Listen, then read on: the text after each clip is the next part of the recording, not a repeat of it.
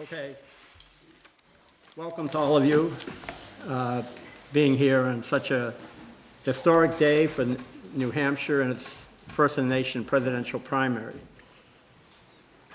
The idea for this came about 2 years ago when the person who wrote the first book about the New Hampshire primary, Chuck Brereton, there was a memorial service for him, and David Ho, who was the number one on the Democratic side in New Hampshire for Eugene McCarthy, was there. And I met him for the first time, and as I was listening to him, it made me think about having something on the exact day here at the State House to commemorate that primary.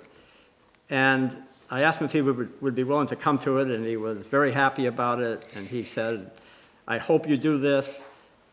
But I'm not sure if I'm going to be able to be there." And we lost him a year ago in February. He knew obviously at the time that he didn't have a lot of time left. So that's how this began. That primary was the last primary to be on our traditional town meeting day, which is the second Tuesday of March. We have not had one since on that day, but every one before it. That was the 13th presidential primary that we had.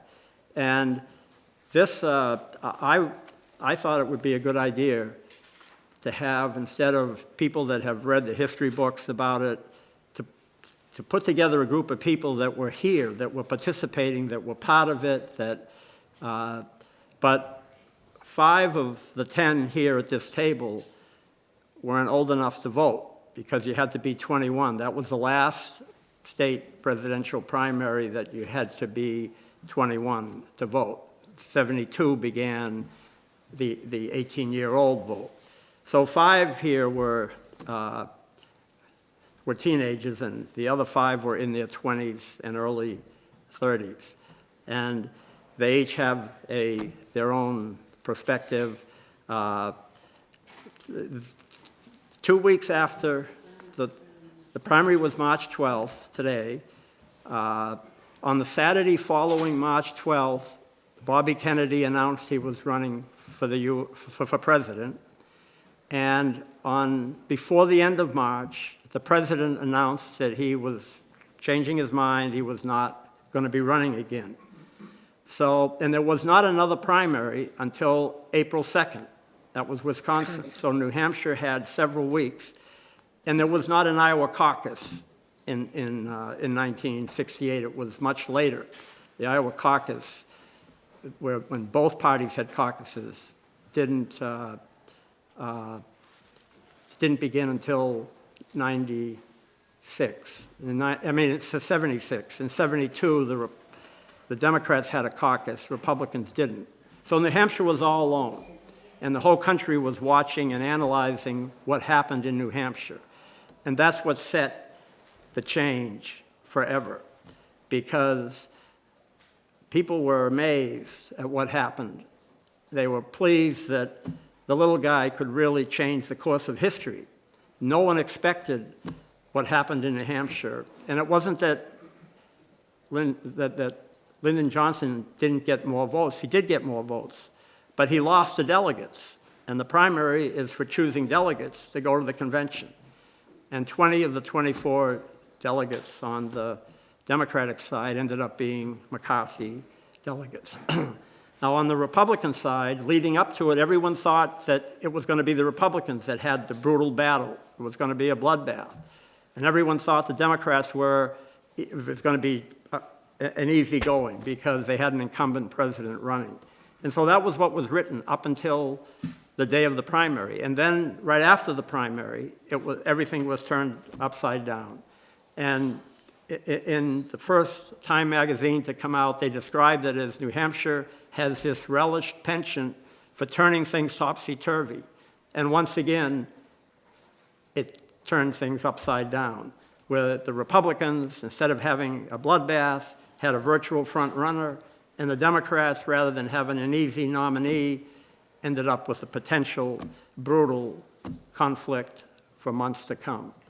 And so that was what people, and all the things that happened put the spotlight, and our primary's never been the same since then.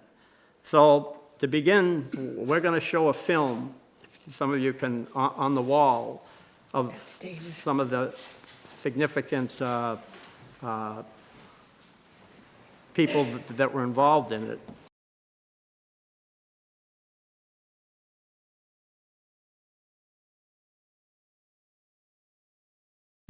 And I would say the party was kind of coasting a little bit on the fact that we had 2 or 3 office holders, you know, and now we're one of them. You know, the Republicans had to worry about us.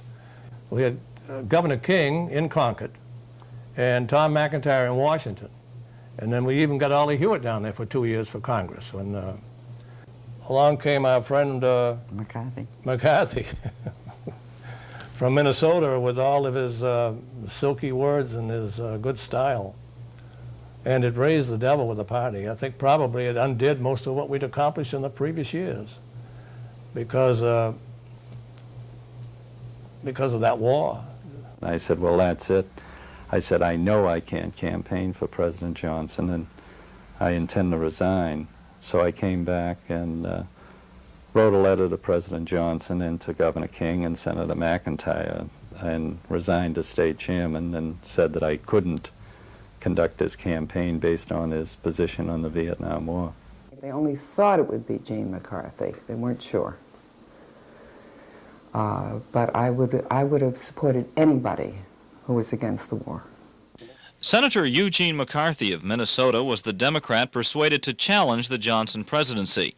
His candidacy was unique in that it was less a campaign for a president and more a campaign against a president.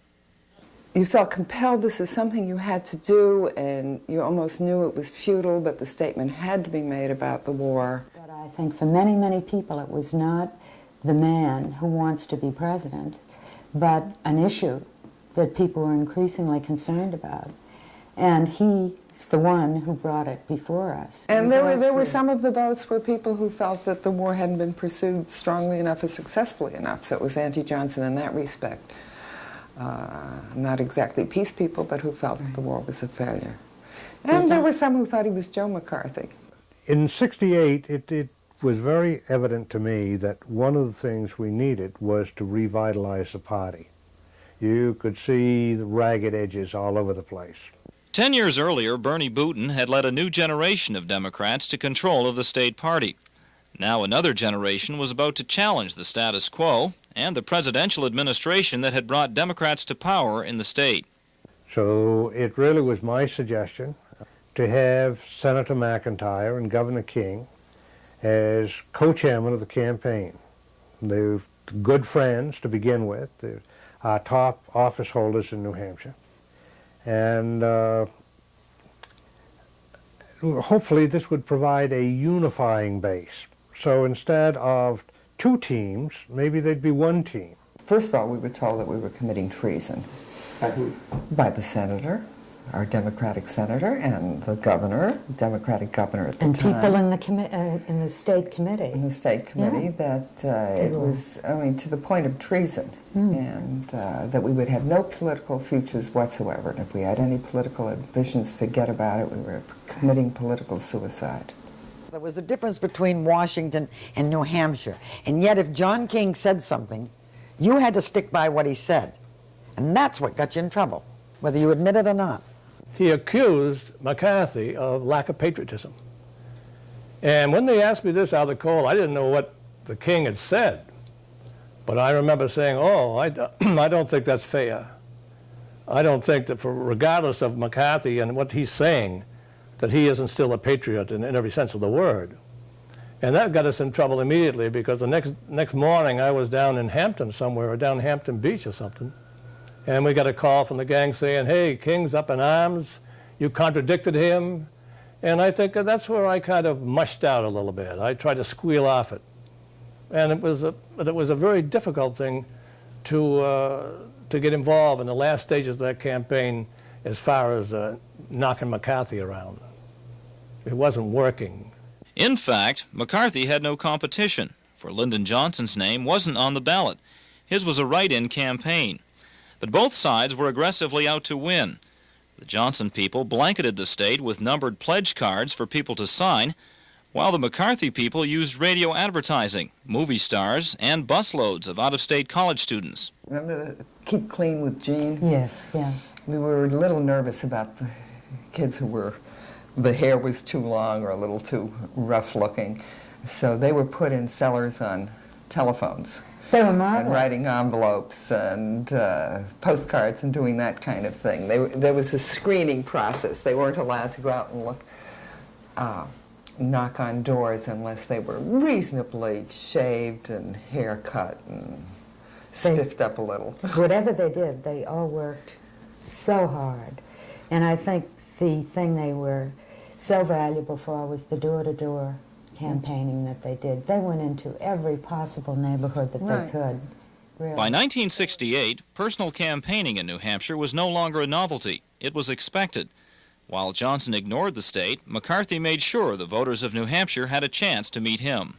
He was more articulate and intelligent than many a politician that I've ever seen, and that appealed to some of us. To others, that was a turnoff. However, he's a very, very gracious, friendly man, and I think anybody that he met personally was charmed by him. And don't you? Oh, yeah. I think Oh, yeah. that, and the fact that he bothered, as I said earlier, to go into funny little places, to meet people. Lyndon Johnson was the actual winner, receiving 49% of the vote. However, McCarthy, who was only supposed to get 10%, ended up with 41% and a decisive moral victory. On the Republican side, the primary was merely another affirmation of New Hampshire's support of Richard Nixon. His only potential rival, George Romney, dropped out of the race 2 weeks before the votes were cast. Nixon would lead his party to victory in November, not only nationally, but in New Hampshire, too.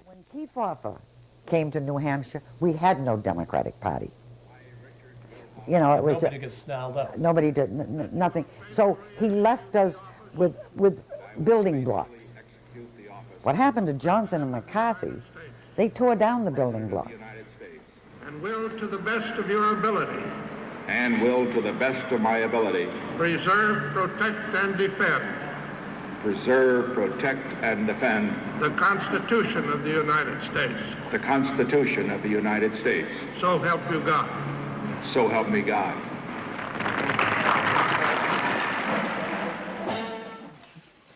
I'm going to explain the agenda this morning just quickly and introduce the members here. So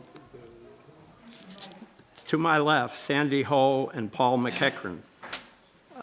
They were involved from the beginning when the very first meeting was held, when Alan Lowenstein came as part of the Dump Johnson movement. So they're both going to talk about the beginning of this, of the McCarthy effort. And then the three next individuals, Chuck Grassi, Rennie Cushing, and Mark Stevens. You know, all of you know, Paul McEachran was in the legislature in the mid-'60s. He's been on and off over all these years. And the same with the other people on this panel, that ever since '68, they've been involved in one way or another. But those three are the children. Time magazine dedicated a whole page after this primary in '68, and they titled it The Crusade of the Ballot Children. And it was all about the 16, 17, 18-year-olds that were from New Hampshire or came here from other parts of the country to campaign. And they're each going to talk about what happened in their communities and their regions of New Hampshire. Chuck's been a representative, House member since the 70s, off and on, and the same thing with Representative Cushing from Hampton. Chuck is from Rochester. And Mark Stevens is, he's going to talk about his canvassing and his efforts, and a little bit about the convention.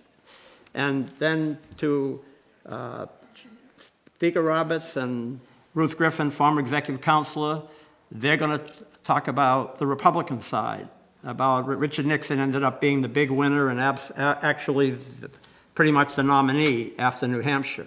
And Jim Splain, former senator, state representative, he's going to talk about the Johnson side, because he was the chair of UNH Democrats for Johnson and Portsmouth for Johnson. And at the end, Joe McQuaid, publisher of the Manchester Union Leader, he's going to talk about both party primaries from the perspective of the newspaper and from a reporter's perspective of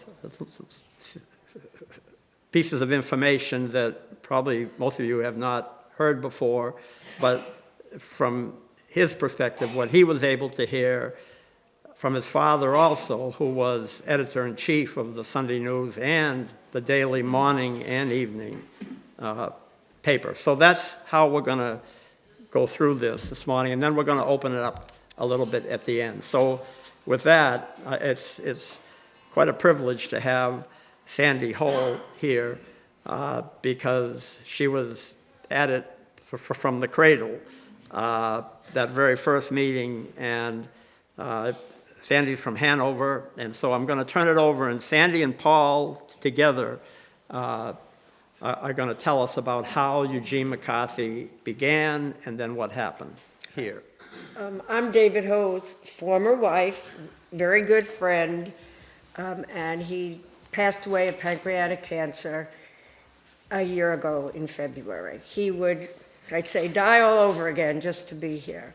This was a holy day in our family, March 12th. I'm going to quickly just give you some chronology, very quickly. On October 25th, Curtis Gans came and met with David because they were interested in getting a candidate to run against the president. David gave him a number of names, including our good friend Paul McCachran. The first meeting was November 5th at Sylvia Chaplin's. You saw Sylvia in the film. Then we had another meeting, and what happened was Curtis took the names of people and that they got, and he went out and talked to more people. On the 19th of November, we created a steering committee. David was chair of it. Were you vice chair? I was. Paul was vice chair, and we got off running. On November 20th, there was a press conference announcing the committee, and David and Gary Studs, who was at St. Paul's, would go on to be a congressman from Massachusetts, were at the press conference. November 27th, that's not good. November 30th, McCarthy announced his candidacy, but not in New Hampshire. We were at the Conference for Concerned Democrats. Curtis Gans and Allard Lowenstein were there. We kept making appeals to McCarthy. They said, you've got to come to New Hampshire if you want to be considered a serious candidate. And McCarthy attended a meeting at Sylvia's house on the 14th of December, and when he walked into the room, he said, "What is this? It looks like a government in exile." It continued, and David and Gary kept putting pressure on McCarthy through his staff to get in the race. And Blair Clark was very important to that. I think he was the chair at that point. Well, at any rate, on the 2nd of January, Gary, David, and I had dinner with Blair Clark, and David was called to the phone. And the person said, "Dave, I've decided that I will enter the New Hampshire primary." So that's just some background. But I think one of the things, this is from David Ho's book, by the way. He said, and this was really critical, in other words, to be successful, a drive to stop Johnson had to come from inside the Democratic Party, using persons familiar with the party processes with legitimate political reputations. So the people that we had, people like Paul, they were established in the Democratic Party. I would then like to just challenge some of what my good friend Tom McIntyre said. We did not destroy the Democratic Party. We added 90,000 voters, Democratic voters, to the list. A number of people who were active in that campaign went on, and some of them are here, to be leaders in the Democratic Party. Bill Dunphy, I don't know how many of you know him, but Bill is considered the the father of the modern Democratic Party. I remember around 1960, he said to David Ho, "We've got to stop being Republican light. We've got to stand for something." And that's when Bernie Booton ran. But in 1962, McIntyre and John King were elected. And one of them was the first one in 40 years and one the first one in 30, but I don't recall. You saw Bill Dunphy say that he resigned as chair of the state party. David was talking to him throughout the campaign. And Bill was a friend, but he knew he couldn't come out for McCarthy. Anyway, he was very close to the Kennedys, very, very close. And had Bobby not died, there was a good chance Bill would have been in his administration. A couple little stories. I managed to have dinner with Paul Newman. I was all of 27. I called David. I was in Hanover with my then two children. And I said, "What are you doing?" And he said, "Well, I'm in Manchester. I'm going to have dinner with Paul Newman tonight." I said, "Excuse me." Got a babysitter, and I went down there. Paul Newman was an exceptional person. He would not sign autographs. He said, "I'm not here for Paul Newman. I'm here for Gene McCarthy." We sent him ice skating up in Berlin, New Hampshire. He campaigned. He was fabulous, and he knew the issues. We also had Tony Randall. I went to a coffee. I took Tony Randall to a coffee in Keene. He couldn't answer any of the questions. He was always signing his own autographs. So I went home and I said, "David, you got to get to the campaign. We've got to pull him." So we pulled him, told him his schedule was over, and brought Paul Newman back in. But it was just the difference in approaches that Newman was so committed to being against the war that he wasn't there to promote himself.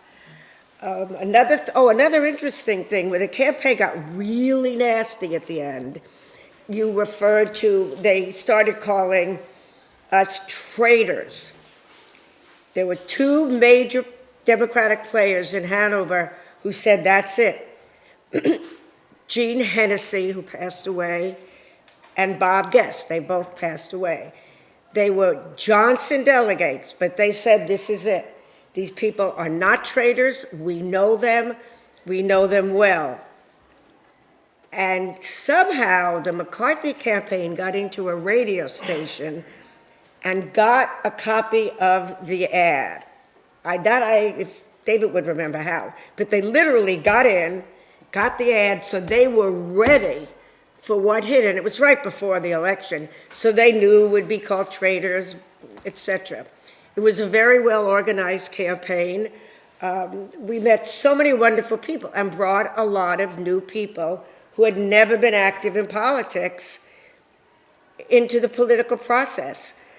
I think that's basically it. I promised I'd be brief.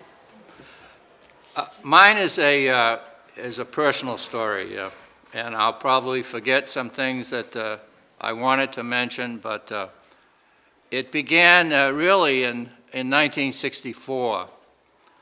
At that time, I had served my first term in the legislature when I was a student at UNH, and President Johnson came to New Hampshire, which was unusual because they usually didn't come in the actual presidential campaign. And he appeared at the Carpenter Ballroom in Manchester, and I still remember what he said. He said, "I will not send American boys to die in Asian soil."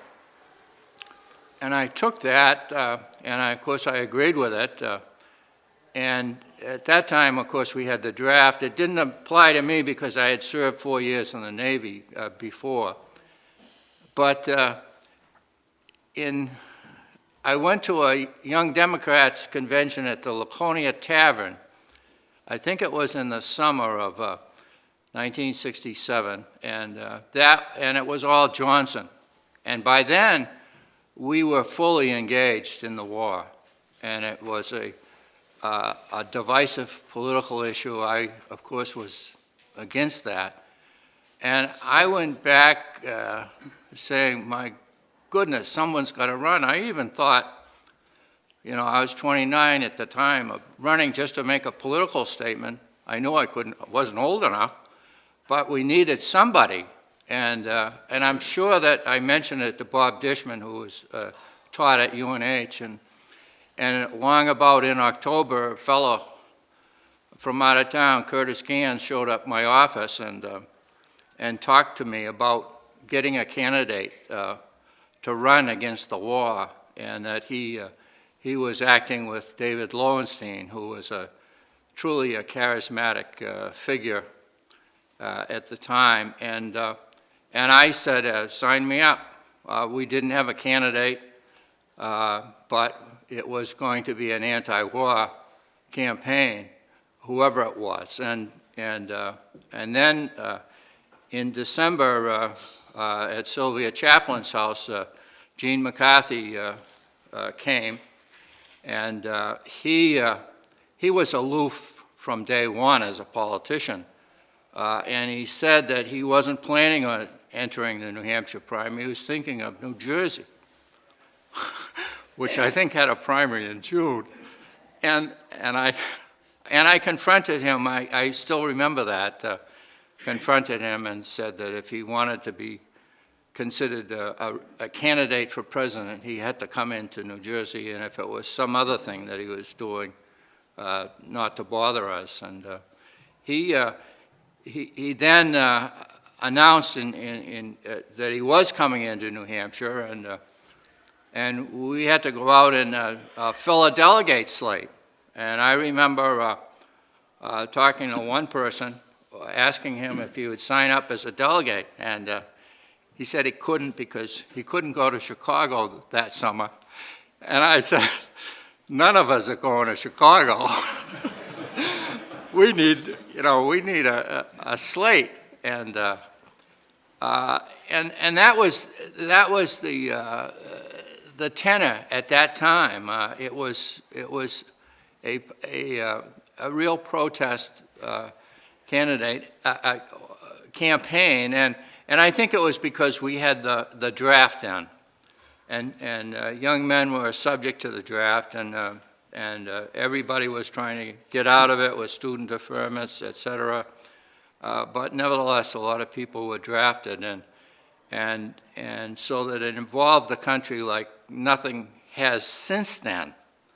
And if we had the draft today, we wouldn't have been in Afghanistan for 15 years, for instance, or we might not have even gone to Iraq. I mean, universal service is a wonderful thing in a democracy. But as the campaign developed, Sandy mentioned the statement of John King. Now, John King had been a mentor to me. He was elected governor in '72. I was elected '62. Thank you.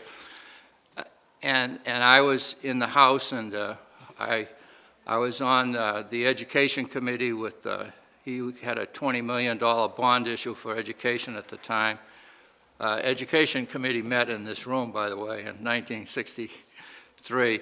And he convinced me to go to law school.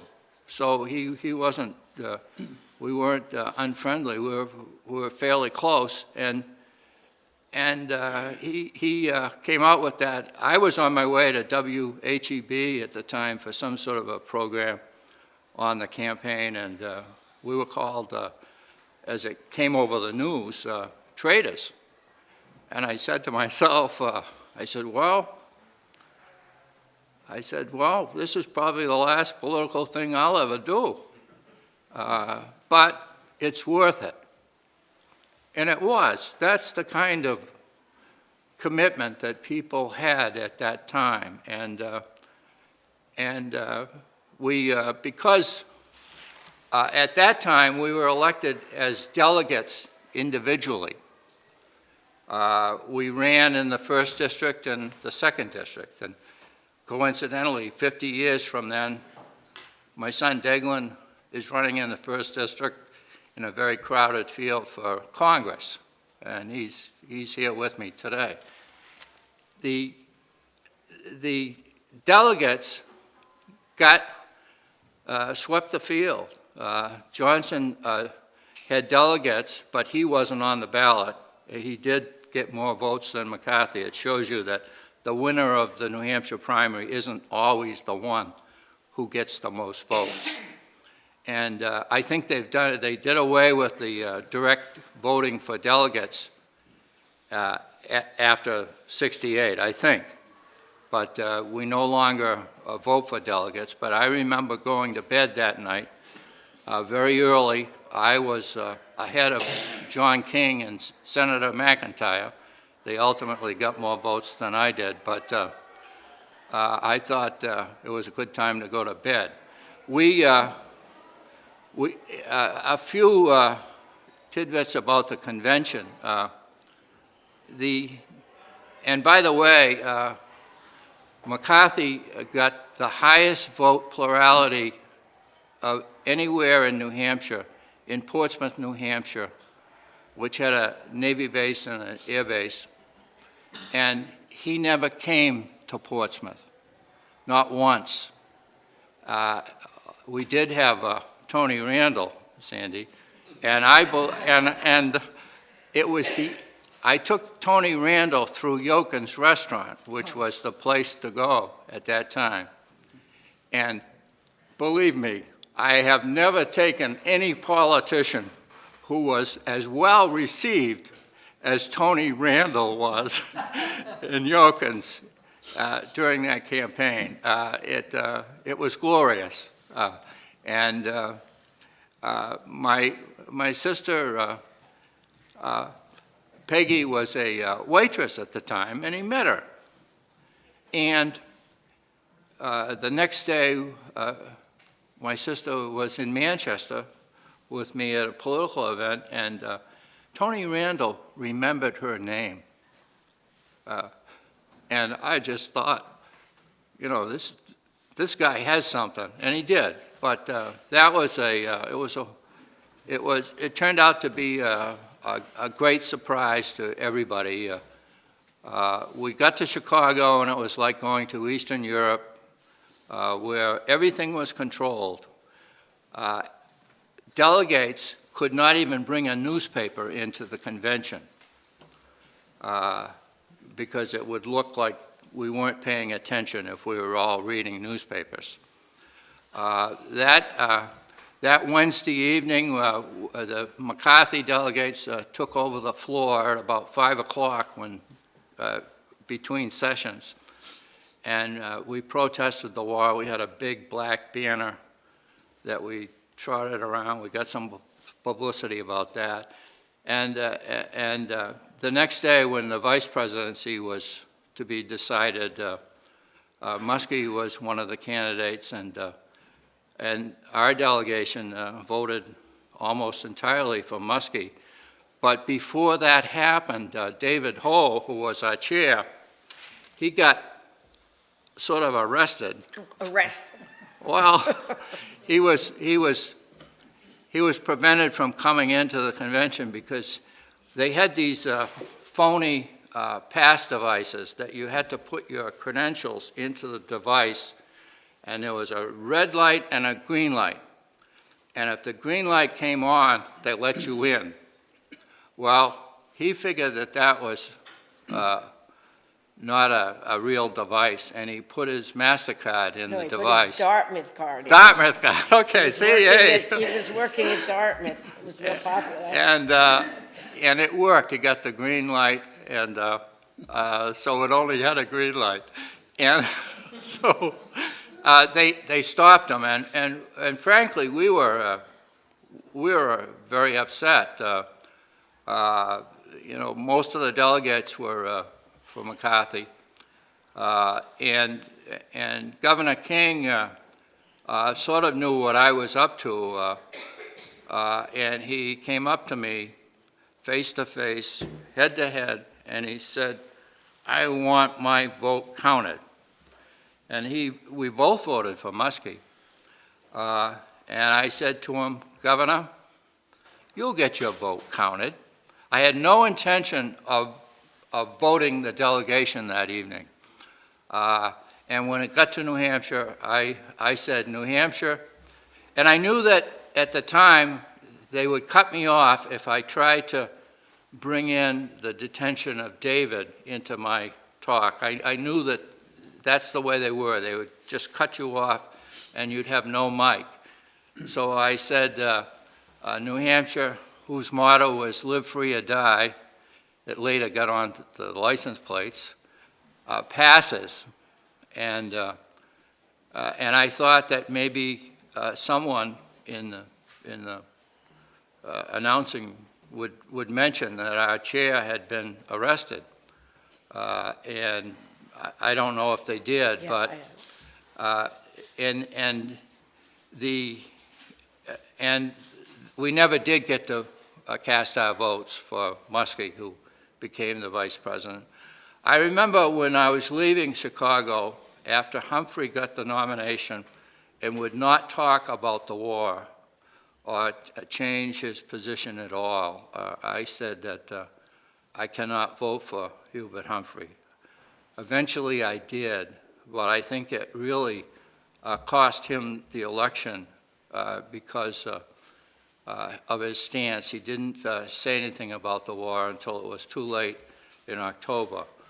One other vignette about that convention, there were a lot of protests in the streets of Chicago, and at one time, Jean Danielle, who was a member of our delegation for McCarthy, was using a bullhorn or some microphone horn or whatever. He was on the balcony of the Conrad Hilton Hotel, egging the protesters on. Jean Danielle had been an illustrious figure in New Hampshire, member of the House, mayor of Franklin. And he at one time he put a stink bomb in the stock exchange. So he was a real protester from day one. Anyway, the FBI arrested him, or they didn't arrest him, but they detained him, and I was escorted down into the bowels of the Conrad Hilton Hotel to vouch for Jean Danielle, who was actually a delegate for McCarthy, and they let him go. But it was a time that none of us who were there will ever forget. It was a different time than today. As divisive as the issues today appear, it doesn't compare in my mind with that. And as Sandy said, those of us who were declared traitors at the time stayed in politics because of Gene McCarthy. At the convention, he was the most unpolitical person that you could have as a candidate. He refused to meet with delegations. And there were those of us who at the time, after Bobby Kennedy had been killed, were trying to put out feelers to Ted Kennedy to come in and stand in as a candidate.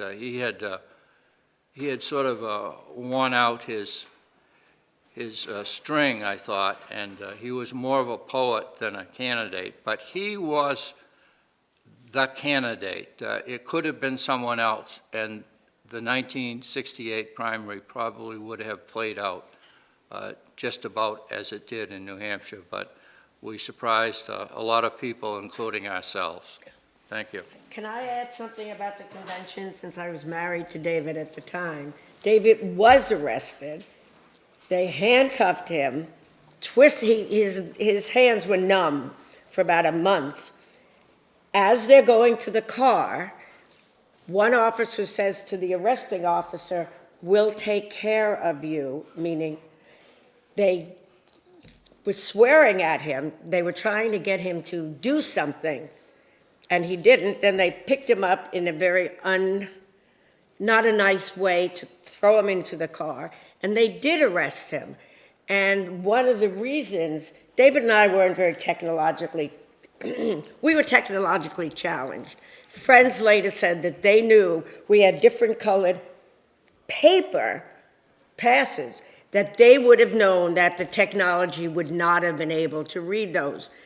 But what happened is David looked up in the balcony, and it was packed with Humphrey people.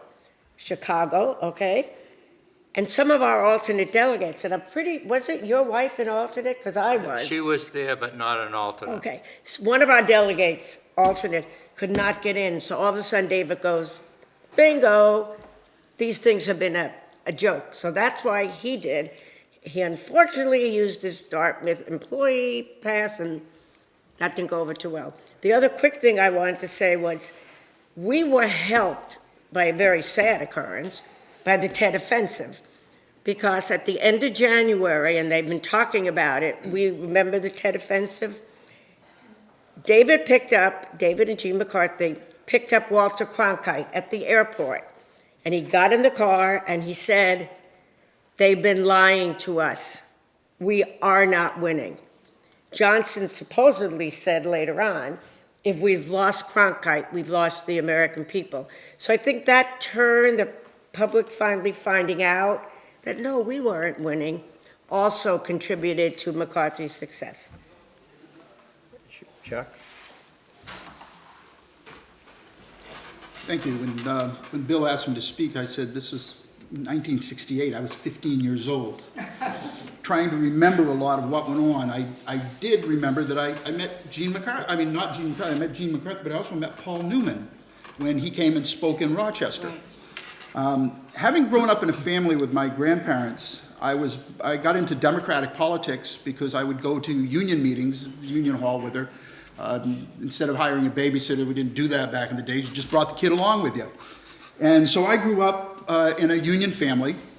And also, there was a tailor shop which basically replaced the downtown barber shop in Rochester, where all the Democrats used to get together, and the mayor would have his kitchen cabinet sort of get together. And it was between my house and the high school that I went to, and it was a family friend that ran the tailor shop, and he was involved in Democratic politics. And I used to stop in there as a young student, and he had a Coke machine. I could always grab a free Coke from him and sit there and listen to the Democratic politicians in the community. Rochester was a French, Catholic, Democratic, conservative community. And I got involved in politics. And as a student at Spalding High School, during the campaign, I became quite against the war in Vietnam. Older friends of mine were being drafted or sent away to come home and tell us stories which things weren't going as well as everybody was saying. And so I became an anti-war activist at Spalding High School. I was called a traitor, I was called a commie sympathizer. I would do my book covers out of grocery bags, which would have political slogans on them, and during that campaign, I had Gene McCarthy on my handmade book covers at school. And I became a source of the place where if you wanted anything to do with the McCarthy campaign at Spalding High School, I usually had the buttons, or I was able to get a hold of flyers. Ended up going door to door. Some of the older Democrats in the community didn't particularly appreciate it, but they sort of chuckled and said, well, he's young, he'll learn. And 50 years later, I don't think I've still learned what they wanted me to learn, but that's all right. That, you get in line and we're all going to follow the president wasn't the way it worked out. We had a small group of us. I was a band geek at the time, so I had some band friends that were involved, and I was also on the debate team, not a very good debater, but I was a member of the team. And we looked for a candidate, and when Gene McCarthy came to New Hampshire and decided he was going to, we got out there and we worked for him. We went door to door. It was my first experience, scared as hell, going knocking on doors and handing out flyers. We stood on the streets with signs. We did as much as we could to promote an anti-war candidate, because that was the primary thing. We were there to oppose American presence in Vietnam. And as a 15-year-old in high school, it was a different experience, where normally 15-year-olds don't get involved in that kind of stuff, since I remember as young as 6, 7, and 8 going to union meetings and watching Democratic politicians on TV with my grandparents. It's something that certainly inspired me to go on in the future Shortly after, I worked in the McGovern campaign, ran for the House, was successful, ran for the city council in Rochester, served almost 30 years off and on as a city councilman in Rochester. And after a 30-year break from politics here at the state, I decided to come back. I didn't actually decide, but I came back this last year. Bill tells a story. My last term in the House, I actually went to the voters and said, I just got a job. I'd won the primary. I just got a job. Please don't vote for me. I won. So I ended up losing that job, but that's the way things roll. But it's certainly being in the halls of the school, working for a candidate, getting information out, sharing information with fellow students. It was interesting that when the final vote came down, Rochester went for McCarthy. So. Yeah. Like Chuck, I was a 15-year-old student I was at Winnicott High School in Hampton, which was not a Democratic town, it was a Republican town. But when I was a freshman, my cousin Ralphie, who was from Salem, came back from Vietnam in a wheelchair with stumps instead of legs. And that made me think a lot about what America was doing. I gradually came to the conclusion that the war in Vietnam was a terrible mistake. I remember getting this book given to me by a high school social studies teacher named Jim Pachulis, called by Howard Zinn. It was The Logic of Withdrawal, and I read it through, and it just made sense that we shouldn't be in Vietnam, but I didn't have an outlet for it. As it turned out, after football season, a couple of teachers, David Morin and this other teacher, Jim Pachulis, had signed on to the McCarthy campaign and had opened up the McCarthy for campaign movement in Hampton. I remember when the office first came, and it was a small trailer. It was that they rented and they pulled into the town parking lot on High Street, and this was not an RV. This was like a little camper trailer that we would go in, and that was the headquarters, the kind of the beachhead for going out and leafleting in the town.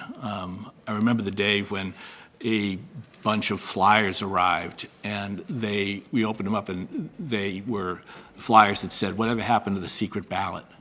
Because what had happened is that the Democratic establishment, Governor King and Senator McIntyre, who were all supporting Johnson, had pledge cards that they were sending out, and you had to publicly pledge your allegiance to the president. And that seemed a bit disconcerting to some of us, that we were going to be suspect, but it was able to turn it around and say, whatever happened to the secret ballot? And made you think about, what is our democracy all about if you have to publicly declare allegiance to the governor? I was pretty, young and enthusiastic. I knew that I was glad that we had a candidate for president, because I knew we were going to end the war, and the way we were going to do it is just by convincing enough people. Like everybody else, my age, I began proselytizing to my parents. At some point, my father was a disabled vet, World War II veteran, who almost instinctively supported the war. But we had lots of conversations with my mother, who had 7 kids and was thinking about what the future was going to be for them. We had the experience of my cousin, who was a Marine, coming back in a wheelchair. And gradually, I think myself and some of my other high school peers, convinced our parents and our cousins and our aunts and uncles that they should vote against the war. I remember, though, how awful it was to see the signs that, a vote for McCarthy was a vote for Hanoi. I didn't quite understand what red baiting was, but somehow my motivation to become involved in the political process, to support a candidate for president, had nothing to do with wanting to betray my country. I actually wanted to have a country that, that exhibited the best. I went through my old high school yearbook from 1968, and here it is, what happened at Winnicott High School in Hampton. Paul, as you know, McCarthy might have come to Portsmouth, but he did come to Hampton, and you can see, here it is, what was happening in March of 1968 at Winnicott High in Hampton. Basketball Nashua, basketball, Spalding, We beat you? yep, Senator McCarthy, and then the science fair. You know, and it's interesting, I watched the night of the New Hampshire primary. I was so excited because I knew that we had changed the world. It's pretty exciting at 15 to know that knocking on doors and dropping off leaflets and slicking stamps can change the world, and I knew that we were going to end the war in Vietnam that night.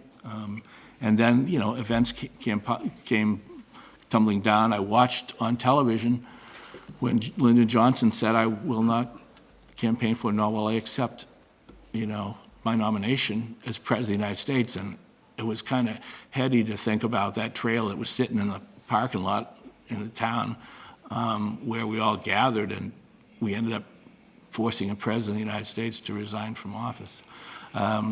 There's a lot of legacy that I think that comes out of that McCarthy campaign.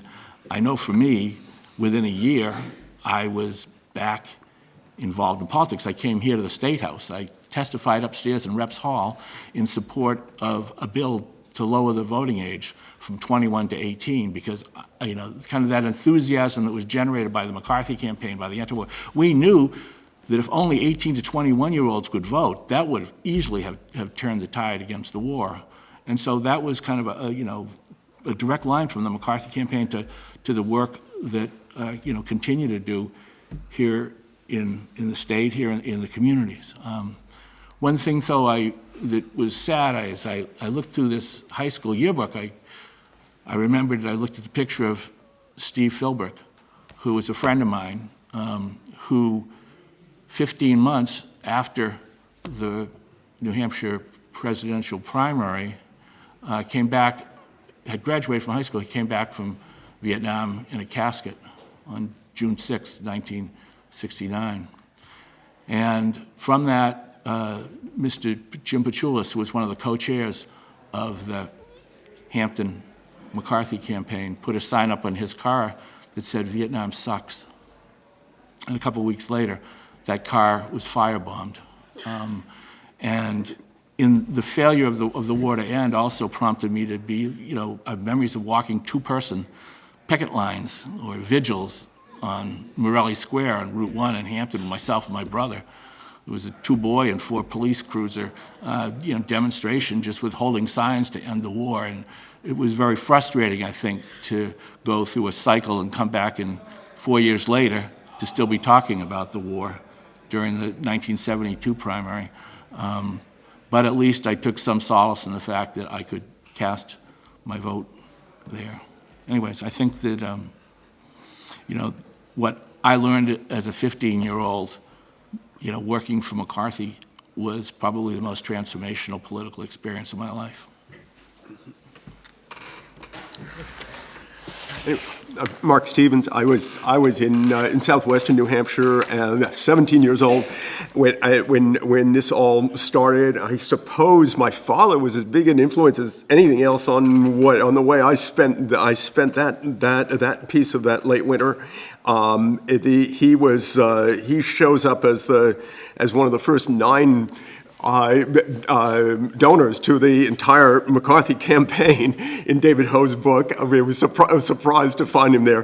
The munificent sum of $2, but nevertheless, anyway, he was not the only influence. This was very much in the air and very much among my friends, and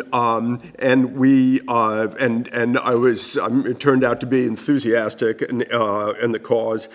We had, in Keene, New Hampshire, we had a remarkable, I think, little strategy group, the core group there. We tended to meet at the house of Connie Wood, and the other people involved, the Battenfelds and the Gregorys. There were several couples involved. And David Ho in his book gives a lot of credit to the remarkable qualities of that Keene group, who in certain ways I believe set the tone for a lot of the organizing that went on subsequently. Anyway, I was nothing but a foot soldier I would pick up the flyers and whatever, and head out canvassing door to door over I guess a reasonably decent swath of territory, and met with nothing but all of the encounters were really quite. We're very civilized. I mean, New Hampshireites, I think, were very civilized about these things somehow. And if they showed signs of not being, it didn't seem very hard to bring them around to being, so at least listening to you and sort of sending you off with a kind of a good luck, kind of wish, even if you kind of guessed they weren't necessarily going to be voting for Gene McCarthy in the end. And it was kind of thrilling. I'm kind of shy, I think, by temperament, and not a forward personality. But and I must say, stepping onto the streets for the first time as a canvasser was very scary. And then, I would always realize that within a couple of minutes I was really enjoying this, and it was really fun actually going around from one door to the next, and not having the slightest idea who you're going to meet with, but kind of becoming quite confident that people at least were going to be decent in the way that they received you, and you might actually change some minds. Speaking of changing minds, I always recall that it seemed to me that the most effective of all the flyers that we had, and there were a number of them, was the one in my experience was the one that had the picture of General Douglas MacArthur. Yeah. With a famous quote of his to the effect that anyone who gets the United States involved in a land war in Asia should have his head examined. And this was apparently controversial, and when it first came from the ad people who had devised it, and David Ho and Gene McCarthy himself had to discuss whether this was something appropriate that actually should go out there, and they finally decided that yes, it was fine. And I've got to say, in my experience, it was I took to putting it on top of all the flyers, so it's the one that would catch people's eye. If they saw nothing else, that at least they would have Douglas MacArthur there. And it struck me as it was very interesting to be reminded recently from my reading about the polling that took place. There were even exit polls. The polling that took place around the New Hampshire and in the wake of the New Hampshire primary that indicated that most McCarthy voters in New Hampshire were in favor of the war in Vietnam. And even a poll, I think, commissioned by LBJ himself, maybe, that indicated that they were overwhelmingly in favor of the bombing in Vietnam. And these seems very counterintuitive, but I guess I don't know that anybody has shown that this was misleading. I wonder. I don't know exactly what it says, but I think but one thing that occurs to me is that for all of the criticism that McCarthy received over that year for his qualities as a candidate, all the ways in which he was lacking, quote, lacking as a candidate, and the sort of the coolness, the intellectuality, the elevated language that he was so good at wielding.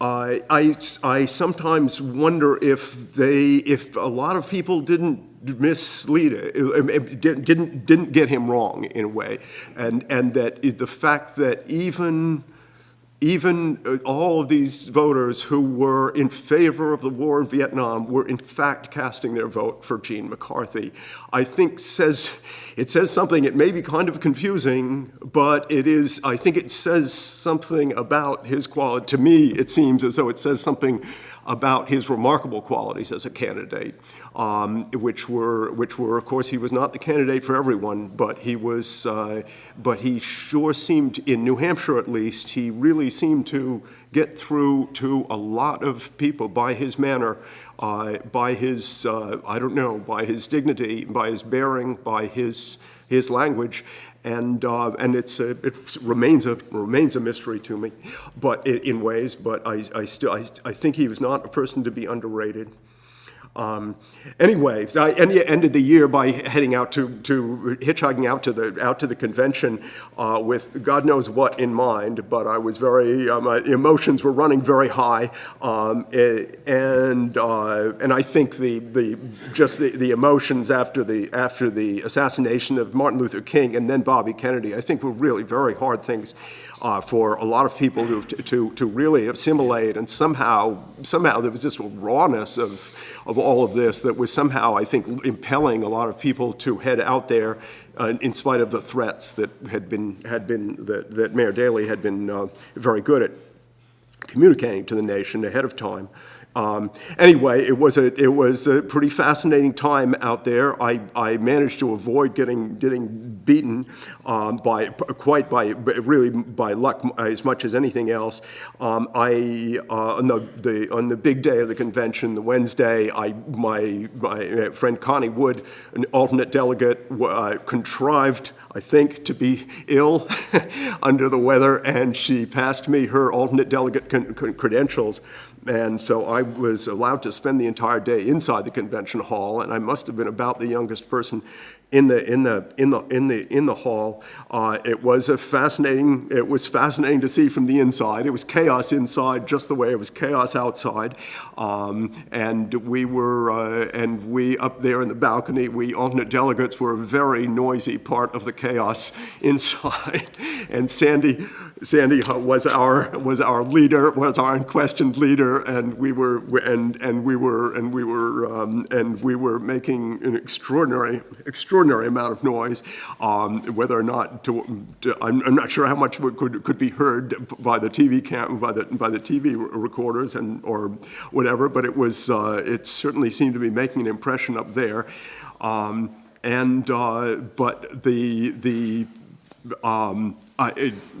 It was extraordinarily exciting, and there was an enormous amount to see, and it was chaotic in its eventfulness, and there was a weird lack of information sort of being imparted between the streets and the interior of the convention hall. Nobody in those days had cell phones or anything of the kind, and there was no communication was bollocksed up in a number of ways, I think.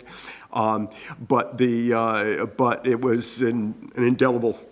Certainly an indelible moment in American life. Anyway, I think I'll stop there. One quickly. Yeah. The California delegation walked out, and they announced that the chair of the New Hampshire delegation had been arrested. My parents and David's parents found out that way, that he'd been arrested. And Wisconsin made a big deal about it, too. Before we turn to the Republican ballot, I'm going to ask Jim Splain to give the Johnson perspective. Do I have to? Can't I just go home and apologize? After listening to the McCarthy advocates and the children on the ballot, or the ballot children, I can now understand why Johnson, comparatively speaking, did not do very well in New Hampshire.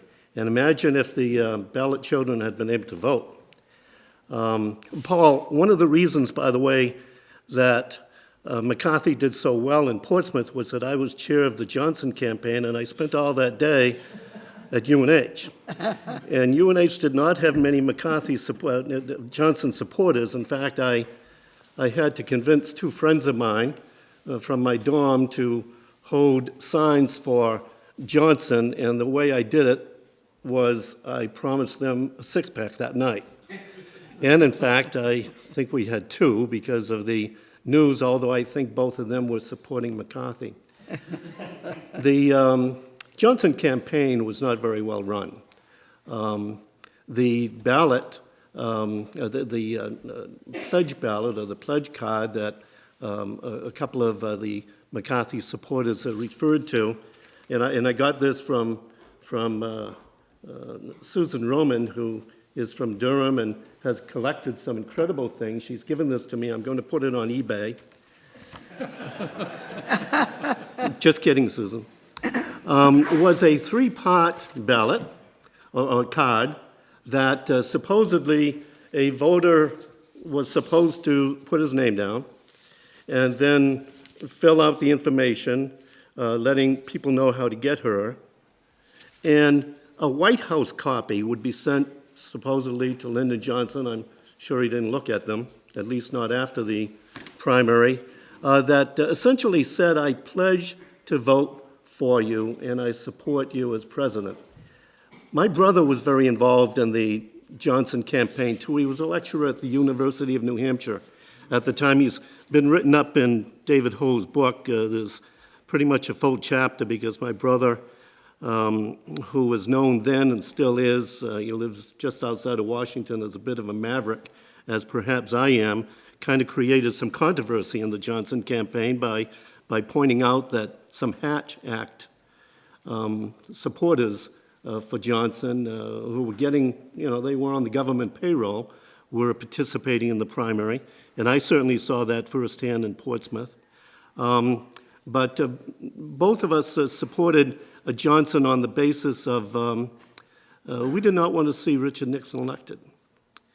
And we felt that if Johnson and the Democratic Party had been in a infight, that very possibly Nixon would be able to win in November. And my brother debated Allard Lorenstein. My brother was one of the co-chairs on the state level for Johnson's campaign. He was 27 at the time. Now he's an old man. He's 7 years older than me. He debated Allard Lorenstein, and after Allard Lorenstein, who went on to become a congressperson that year, and as you may know, was murdered about a decade later after he left Congress by somebody who came to his office, a great man, though.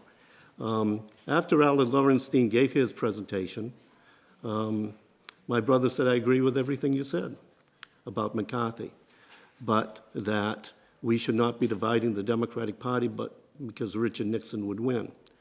Now, that was a reason why I supported Johnson as well, although I really in my heart supported Bobby Kennedy, and I was glad that he ran and offered himself as president. But that was not a good reason to not support Gene McCarthy. And in fact, I had the chance, like so many other people in Portsmouth and at UNH, to meet Paul Newman, Sherry McLean, met several other actors and celebrities who came supporting McCarthy because Johnson's campaign was totally void of all of that. We didn't even have a presidential candidate visiting. When you actually think about it, it's remarkable that Johnson had as many write-ins as he did, because write-ins themselves are very difficult to do on any ballot, especially one that had so many different names, because people were running for delegate as well, and especially in those communities where people had to vote by machine, where you actually, check a box with a lever in those days and try to find out where do I exactly put a name to write it in. So comparatively speaking, Johnson's campaign did well. And what I learned later on was that the purpose of the pledge card, which was initiated in state by organizers, Democratic organizers for Johnson, was so that they would have a database. They didn't have computers in those days. They would have a database, the Democratic Party would have a database to be able to continue to organize. However, because the Democratic Party was so organized by a hierarchy that supported Johnson and opposed McCarthy, and then McGovern 4 years later, and opposed the kinds of reforms that needed to be brought, the party really took a while after 1968 to be able to recover.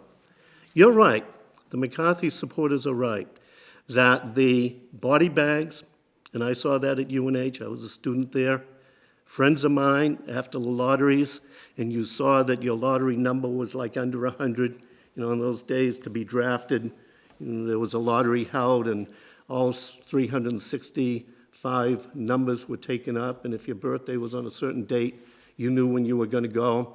I was always in the upper 100s, so I was pretty safe from being drafted, but when somebody knew that their number was 100 or lower, they dropped out of college and joined to get a preferred spot in whatever service they wanted to go in, or they just went to Canada to avoid the draft. But you're right, by seeing those body bags coming back home, by knowing people who we knew, friends of ours, dying, by mums and dads having to bury their children at such a young age because of a war that really nobody wanted. And I think the reason really why LBJ decided not to run again was he was stuck. He couldn't figure out how to get out of the war. He was tied in too much with the military-industrial complex, and he probably wasn't feeling all that good. He didn't do well in New Hampshire, so by the end of the month he said, the hell with it all. And he decided to let others step up, and we know the result. I will say one last thing about the primary and the passion that the ballot children had, and the passion that a lot of people nationwide wanted to, brought to the election process and wanted to campaign and get involved in politics. Because of the division that we saw in New Hampshire between Democrats fighting with Democrats, people did not talk with one another for years if they were supporting Johnson or if they were supporting McCarthy, and 4 years later if they were supporting McGovern or Muskie. Because of that, and certainly with the Republicans several years later running into the Watergate problems and seeing national politics on their party dissolve, there was a lot of lack of interest after a few years in continuing to do this to ourselves. And there were few people coming up to the plate and saying that New Hampshire should keep the First Nation primary, even in state, because of what we had done to ourselves, because it does create a lot of division. And that's when some of the other states started to see opportunities to jump ahead of New Hampshire. So 1968 was really pivotal in that 12 primaries. Before 1968, we had the first one since 1920, kind of by default. No other state wanted to jump ahead of us. National parties were kind of laissez-faire. But the 12 primaries that we've had since 1968, there has often been a battle with some of the parties and some of the states and wanting to kind of make New Hampshire a little less significant. It was a fascinating year.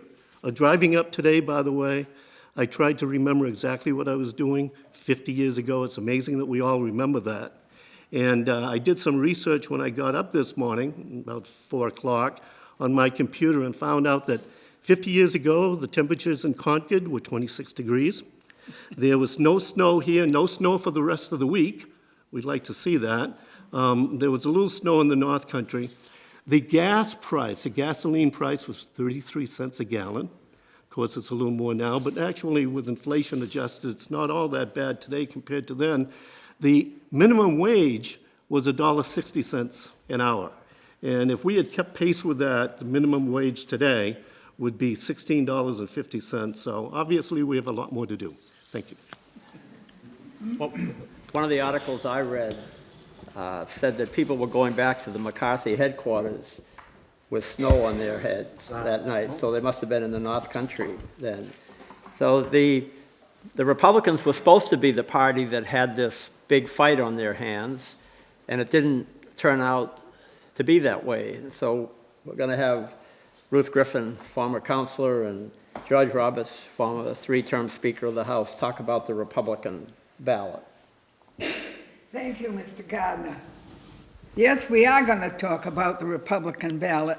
Whether you know it or not, there are still maybe a few of us around who knew what was going on in 50 years ago, before that presidential preference primary day.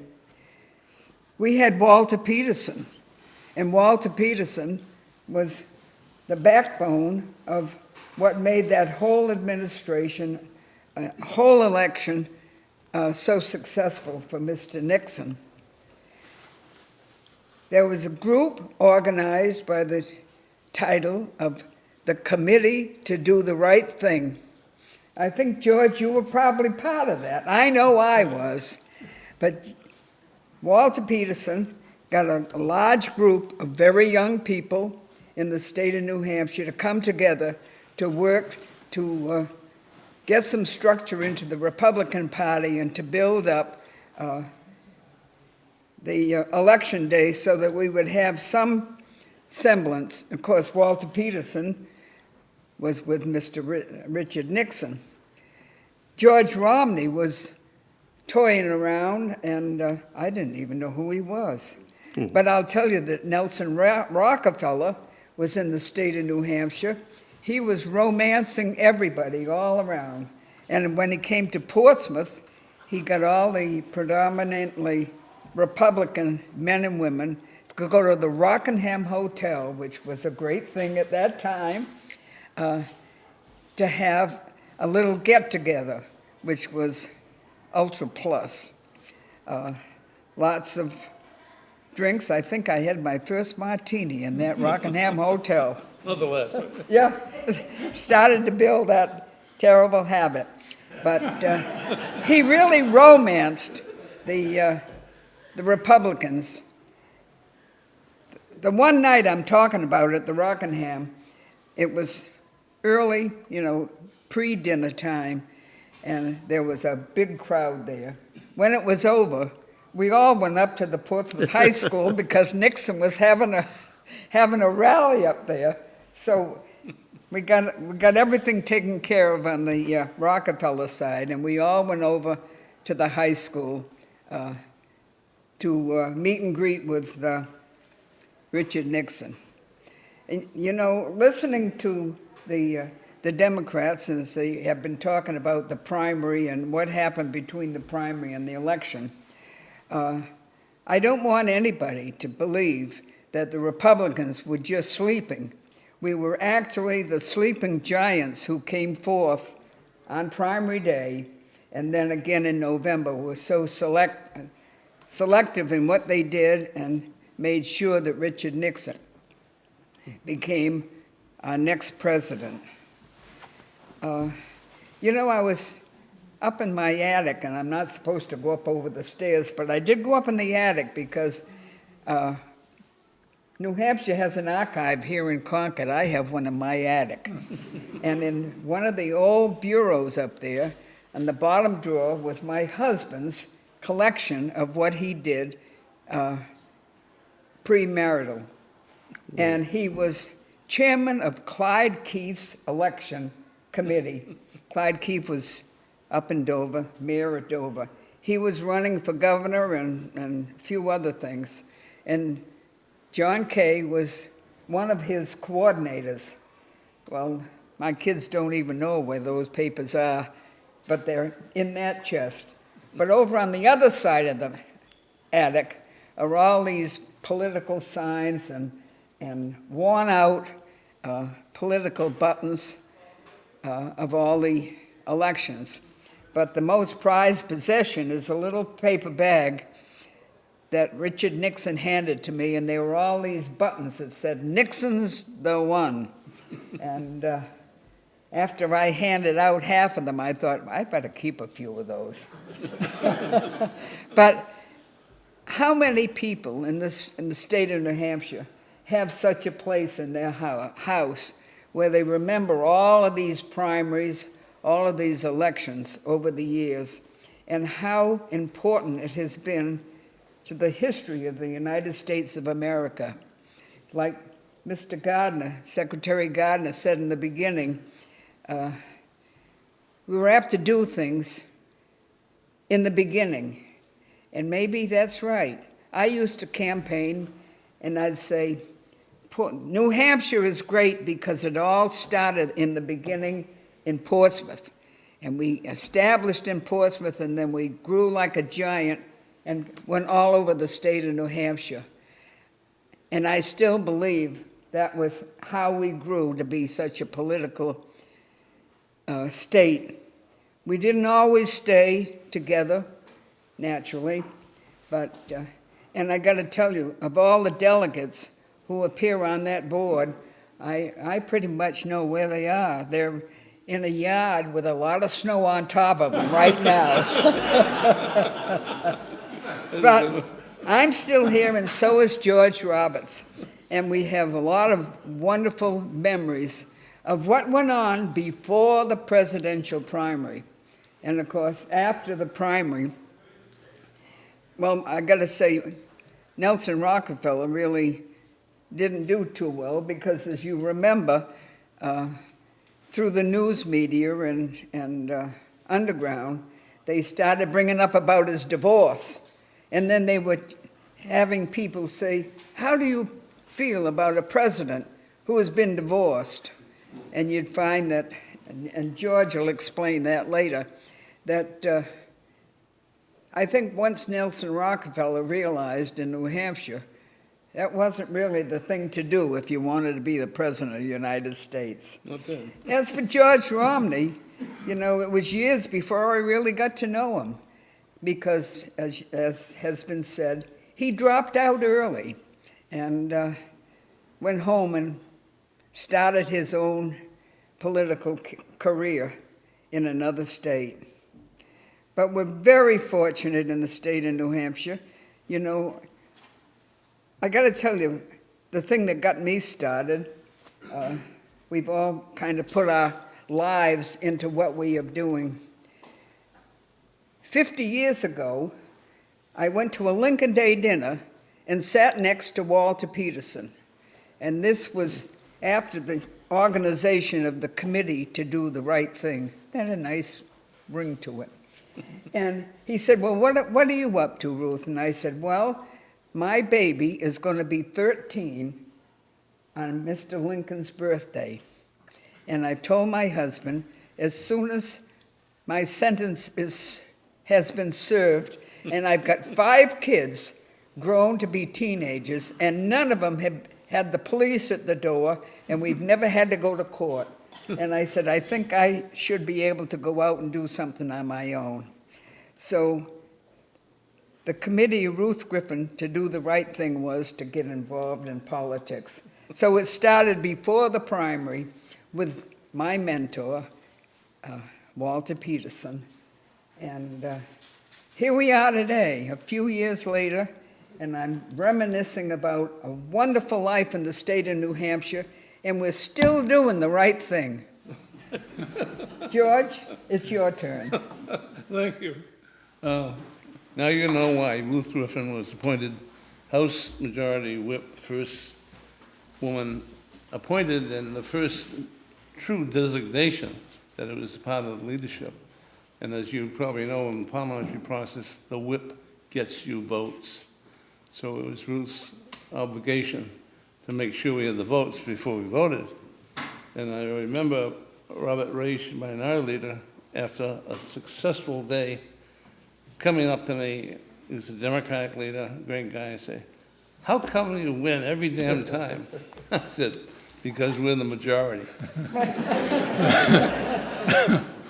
Sitting here, I got sad that we got to the end of the other side of the table, thinking about the history. And depending where you are in age and where you are in conscious memory, you have to realize the young people in the 18, 19, 20, and 25 age group had grown up in families where there was a war almost seemingly constantly. Born in '39, I call myself a war baby because I can distinctly remember the sounds of Hitler and Mussolini on the BBC as we crowded around the radio and listened on Sunday night news. And subsequently, watching what was happening to my family as 5 were in the military services on the seas, several been torpedoed, although they all came back alive. And then as I walked into my high school, we now have the Korean War. And the Korean War was sort of a war that was forgotten. People did it and came home, thought they were doing their patriotic duty, and believed they were for the most part, and we try to forget it. But in my age period, had gone past the point of being a draftee because I volunteered right off, because you knew you were going to get chosen, so you went in. And I went into the Coast Guard and came out and went immediately to the University of New Hampshire. And there I started getting involved. There was a fellow named Spaulding, and the former executive counselor, Peter Spaulding, and he was the chairman of the Republican Party. And the university campus had two rooms where Democrats met and Republicans met. And sometimes they met on the same night, and sometimes we'd go downstairs, and sometimes we'd take a drive to Dover where we could get Dimes at what was called the Cat. And so, to me, this was a fun thing, because I grew up in a family that was very political, had run for offices in other states, not countries, but states. And I was brought up to believe that it's almost like a boxing match, that you get in the ring and you mix it up, and when the bell rings and it's over, you come back and you hit the gloves, like people do now, right? Means friendship or love. And in New Hampshire, for those who are watching this program, remember, at the time we were all young people, pretty much. New Hampshire was smaller, so the total amount of people voting was smaller. But New Hampshire was put together like a good organization should be put together. It had town committees where you elect a chairman, it had county committees where you elect a chairman, and of course we had state delegation, and people would go to the state convention and create a platform such as it was. So they were organized right on down the line, and the Democrats pretty much the same way.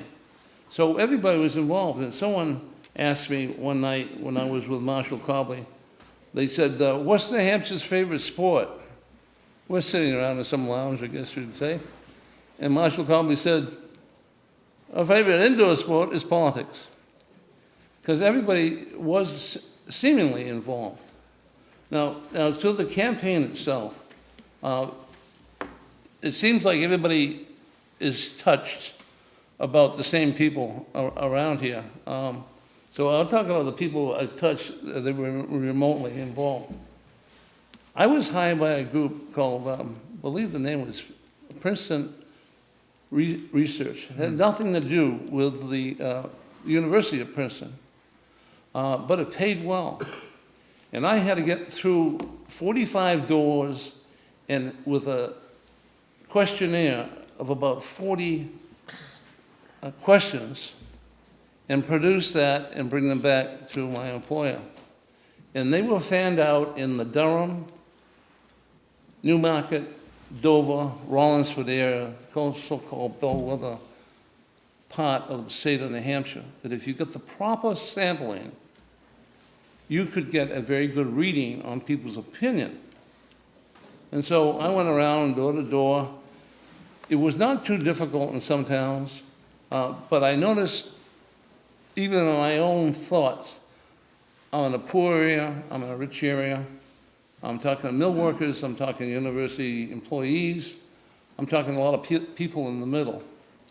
And one question that struck me at the end is that after you found out they knew there was more than one United States Senator in the state, the many that didn't, and after you found out they had voted 3 or 4 times to look for the constancy of their effort, you said, would you vote for a presidential candidate who is divorced?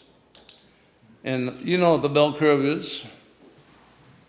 It was a perfect bell curve. If you're a Roman Catholic, Protestant denominations, Jewish, and even other, right there smack in the middle was a big, big, fat no. And I hate to think of it, well, I'm thinking that maybe that report went to Rockefeller.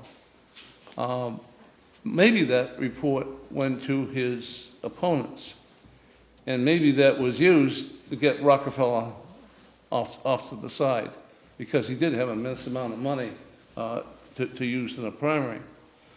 As to Romney, you know, he went to Vietnam, he came back, and he made the one word, I was brainwashed. And it wasn't the political parties that got him off the ticket, it was the media. It was a bombast that's so bad that people say, you know, what's wrong with this guy? He went there and he doesn't believe in America. And so, as I walk through this memory just quickly, I'm thinking, I remember the Second World War. I was in high school in the Korean War. I was active chasing Russian submarines in the North Atlantic, which told me there was a strong Cold War. And then there's this Vietnam War. And now people want to run the country, want to be a president. And this issue is coming to the top. And the statistical things I had to do in school taught me a lot about New Hampshire. New Hampshire had a very high percentage of people who had served in the armed services. South Carolina is, they always say there's more in South Carolina. Well, they have big bases there. But a lot of people in New Hampshire served in the armed services through all these different wars. So they had strong feelings, wanted to be patriotic, but also wanted some analytical truth.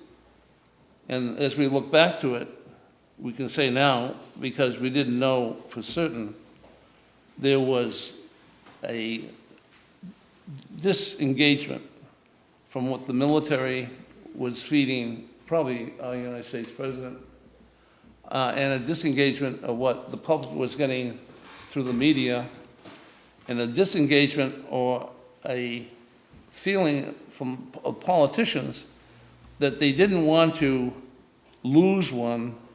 They probably were looking for the hope of what happens if we hang on. And so now to Nixon. Nixon wrote several articles for some think tanks. Some were published in political journals that have about a circulation of 2,000. And I guess you'd call him a globalist today. Mm-hmm. And he looked at the whole world, what was happening, despite all the things that happened after the fact. As a Quaker, he didn't really like the concept of war, because he made comments that the war only gets you to a table where you then finally settle it with a treaty. But getting to the table is a very disastrous thing that societies have to do in order to keep the peace for all the other people who don't have the strength to keep the peace. So this has been a Republican position for a long time, peace through strength. Democrats picked it up, morphed the slogan a little bit, but everybody believes that, I say everybody, but many people believe in politics that you have to have military strength that you don't want to use and you can't use in the concept of what's called MAD, mutual destruction, with nuclear bombs. So the public at that time, at least Republicans and many independents and some Democrats, felt that Johnson hadn't done enough to get it over with. And Nixon showed a little hope that he was thinking of a way to resolve the Vietnam War and conclude it. And of course, that did ultimately happen. It was messy, but it happened. But the idea of why we got into Vietnam before was never truly discussed, which started way back with a person who's beloved, Jack Kennedy, by bringing in special forces, I'll call them, into Cambodia, Laos, and Vietnam to help the French. And that policy has continued. So there's plenty of evidence to show that we should have not gone in there for a military reason if we weren't ready to go all the way and challenge what was then the Chinese power. So that was Nixon's, I think, strength with a lot of people who were moderates. And we look at the Republican Party at the time, gentlemen and ladies, the Republican Party at the time and its leadership were considered moderate people. And Walter Peterson's leadership and others got myself to pass out slips, and everybody didn't know who to vote for, so we made a little ballot. Here's the names. Take it to the ballot box and go inside and write it down. And we didn't win the election, but it did get us younger people involved in politics and to understand that there are some strong differences of opinion, and when it's all over, we've got to touch base again and see if we can work for the next four-year period. But it was really kind of a wrenching feeling, listening to the opposition, which had strong points, and then listening to the candidate or the supporters who were really leaning hard on patriotism and the tradition, and we must win this war or we'll lose the global strategy that the United States and the State Department, through all the administrations, had supported. Thank you. Okay, thanks, George. Now we're going to have Joe McQuaid, because of his unique newspaperman experience, talk about both parties from that perspective. Thank you, Mr. Secretary, and thanks for putting this on. It's a great history lesson, and I think it underlines what New Hampshire brings to the national table every 4 years, where people in towns and cities get out in favor of a candidate and try to impress their neighbors about it. I'm much younger than Bill. I was only a freshman at UNH. He was already a sophomore. So I wasn't paying much attention to the 1968 campaign, except as it regards the draft and Vietnam.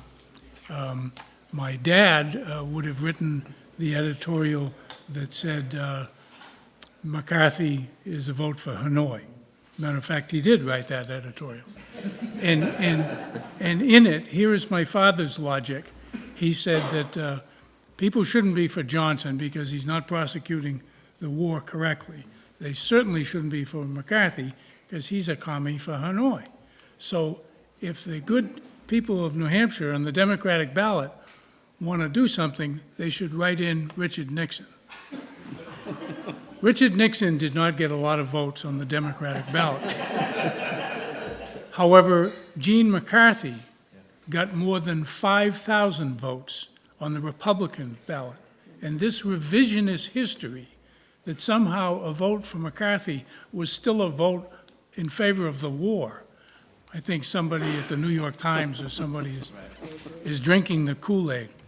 I was at UNH when George Romney, who was still in before he made his famous I got brainwashed remarks, came down, and my newspaper, which is great on names for people, was calling Romney Chihuahua George. Is there anybody in this room besides Bill who knows what that means relative to Romney? Chihuahua George? He was born in Mexico. His parents were Mormons, and there was some question as to whether he could serve as president should he be elected, but that never came to pass. Rockefeller was quite the force, and if people had to be reminded that he had been divorced, they only had to go to William Loeb and the Union Leader, who famously wrote on the front page, "Rocky's a wife swapper." The national press, which were getting to be interested in this guy Loeb, said, "But you've been married before." And Loeb said, "Yeah, but I'm not running for president." What those people and very few people knew at the time was that William Loeb had been married 3 times. They also didn't know that when Nixon decided he was going to run, which was 1967, his first hire was a young guy named Patrick J. Buchanan. And one of the first orders of business for Pat by Nixon was to go up to the North Shore of Massachusetts and try to win over this guy, Bill Loeb. So Pat went, became great friends with both Bill and Naki Loeb, became such friends that when Romney's out and there's a write-in effort being staged in 1968 by Bill's buddy Hugh Gregg for Rockefeller, Pat Buchanan writes a piece called Nels the Knife, which says Rockefeller trades in his Republican friends. He cut out Romney, he cut out Javits, etc. This piece appeared on the front page of the Manchester Union Leader under the byline of William Loeb. But Pat had written it for him. And when Pat and Nixon fly into Grenier Field in Manchester that morning for a campaign appearance, guy runs up on the plane and excitedly hands Nixon the Union Leader with William Loeb's editorial. Nixon reads it and says, "Pat, why can't you write like that?"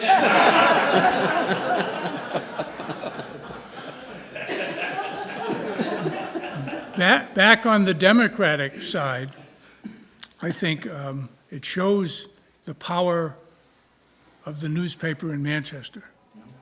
Because the guy who was the campaign manager for Gene McCarthy had started the New Hampshire Sunday News with my dad in 1946, a gentleman named Blair Clark. How the hell Blair Clark and B.J. McQuaid ever got along, and they only did for a year, is beyond my understanding. But Blair later became president of CBS News when John Kennedy was president, and he later edited The Nation magazine, and I became friends with him. Nice guy. And my uncles were reporters on that paper, along with a kid who, according to my father, he only got the job because his aunt put up some of the money, and that was a kid named Ben Bradley. And he didn't last long either. The New Hampshire primary is so important to the body politic of the United States, and Mr. Gardner here does a great job protecting that, although he was a little chagrined this morning when the only question asked of him of the TV news was about town meeting day tomorrow and what he's going to do with it. Thanks for having us, Billy. Well, I think we have time for a question or two. Go ahead. Not a question, Mr. Secretary. Donald Henning, your son-in-law, Bob Rage. Bob was referenced in the remarks by Speaker Roberts. I know some of you served in the House with Bob. He's in Florida. He turned 81 years old last month. He said he would much rather play golf in Florida than shovel snow in New Hampshire, and I'm sure you can understand that. But 1968 was a big year for Bob. That's the year he and my mother-in-law Mary had their 5th child, and the year he became Minority Leader of the House at 31 years old. 4 years later, ran for Governor of New Hampshire. Mr. Loeb gave him the name Broad-Based Bobby because he was an income tax supporter. And to this day, we still have people ask my wife, Raish, are you related to Broad-Based Bobby? So to this day, Bob has nothing but great things to say about Mr. Loeb, as you can imagine. But I'm glad to be here to represent Bob. Bob is still pronating his wrists when he swings the club at 81. I wanted to mention one other thing. It was a shock to people when Lyndon Johnson decided he was not going to run again based on that New Hampshire primary result. That wasn't the first time it had happened in New Hampshire. There was a reference in that slideshow to a guy named Gfroerer, and it was just a reference. But in fact, in 1952, Estes Gfroerer, a senator from Tennessee, challenged Harry Truman. Truman didn't even want to be on the ballot.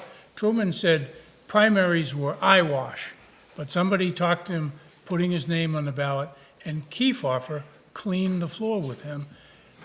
3 weeks later, Harry Truman said, "That's it, I'm not running again."